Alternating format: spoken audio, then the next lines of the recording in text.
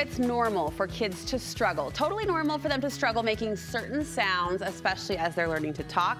But my next guest says as kids get older, that struggle can kill their confidence. So it's her goal to help children learn those tough sounds and have fun in the process. This is Ashley Christensen. She's a speech therapist who loves helping kids master tricky sounds at home. It's great to have you, Ashley. Thank you for having me. You're so good at what you do. So as kids learn to talk, some errors in speech are even endearing, right? Like my daughter just turned 5 and I'm so sad that she won't say "fo" anymore. I mean, we love that. What age though do you see parents start wondering if they actually need to lean in, step in and get some help?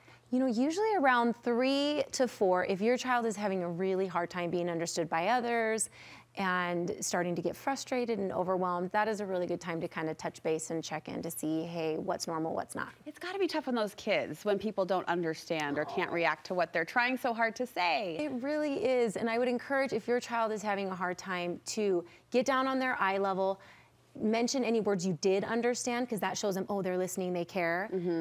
Maybe also just say, hey, I know you're really frustrated, but I'm listening. Let's try that again. Just goes a long way. There's a lot of attention, and we'll talk today about mechanics, but you say confidence is a huge part of this journey. It is the biggest part, and it is so important that we remind our kids that most importantly, what they have to say is important, not how they say it. And yes, how they say it impacts their whole world. So we need to give them some successes all along the way, build their confidence as part of teaching those tricky sounds. So how can parents best encourage from home? Okay, best encourage, I would say, is remind them, you're amazing, what you have to say is important, and you can speak clearly. Let's kind of problem solve and enjoy it together. Enjoy it together. Right. And so what I would say is it is crucial that we don't jump ahead. So it's so easy to be like, oh, they can't say their S's. Let's try it. Say sunshine. And for them, they're really trying, but they really may not know how. So it's so important to start with tiny little things. Okay. Celebrate, celebrate, celebrate, make them feel successful and confident, which can motivate them in a huge way to move to the next step that's harder. If S is a struggle, sunshine has 2 hard S's in there. That might not be the best practice point. That's a good point, yes. To begin with. Yeah. You talked about celebrating small successes. Why is that so important?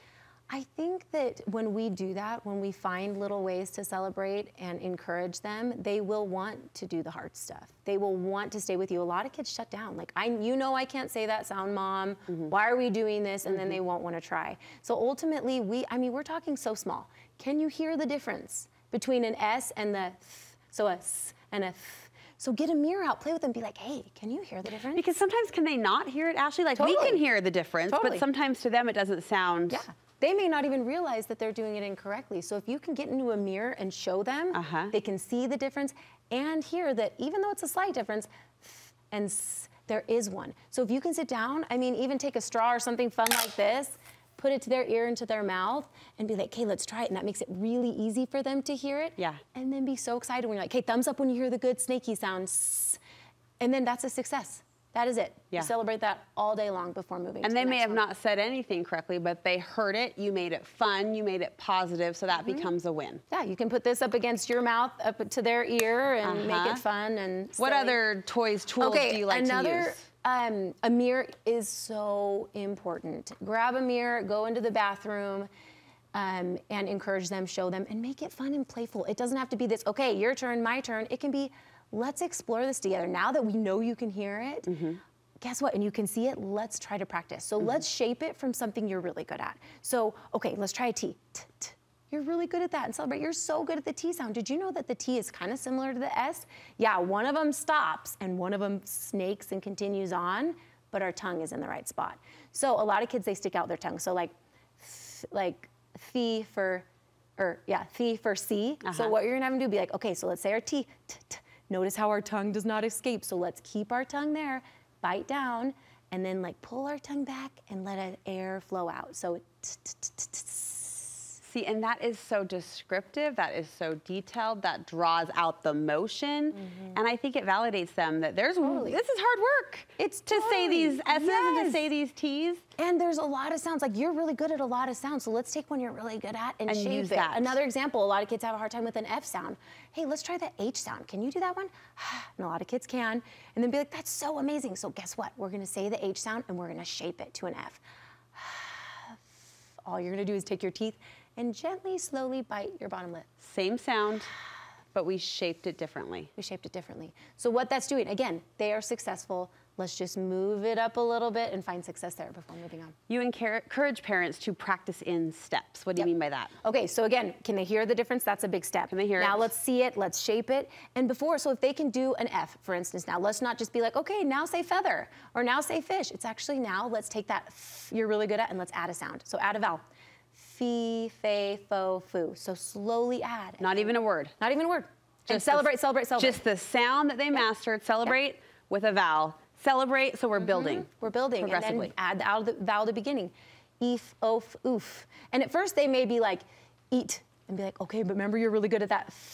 So let's do E, and then go to the F, and then slowly bring them together. Bring them together. Yeah, so then you can go to words, and then jump up to a phrase. If they're really good at the word, be like, I like, and then the word, and then that builds to sentences, and then we move up. But what I think a lot of times as parents, we just say, hey, you can do it now, so now you can do it in conversation with your friends, but it doesn't really work that way a lot of the times with kids. So we need to give them those small successes and build upon it and encourage them. Some of this might come down to personality of child, a lot of it I imagine will, but do you recommend parents do this formal sit down at the kitchen table, or can we drip it into our day in more casual ways? If you're gonna do it at the kitchen table, write their sound or a reminder on the cereal box during breakfast time. So it's like a fun, like, hey, oh yeah, I do need to think about my S, even just for a second. An awareness, even for a minute a day, goes a long way. So if this helps your child, be like, okay, we're gonna practice that sound. Let's look at the cereal box and find any F on there, and then we can practice that word. Let's find any S or whatever their target word is.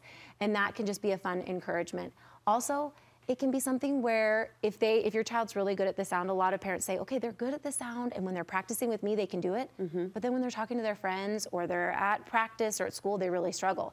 Well, it's because they haven't, the word is generalized yet. They haven't taken their skill that they've practiced in a structured way and brought it to the next level. And I have a few things that I would recommend. Okay. Post-it notes are amazing. Of course, the star shape's super fun. But it can be any shape, right on there. I'm really good at my S sound. So not just S or practice your S. I'm really good at this. I'm good Let's at this. give them those affirmations, those brain boosts to encourage. I'm really good at my S. Put this on light switches. Put it in the car. Put it on their bike.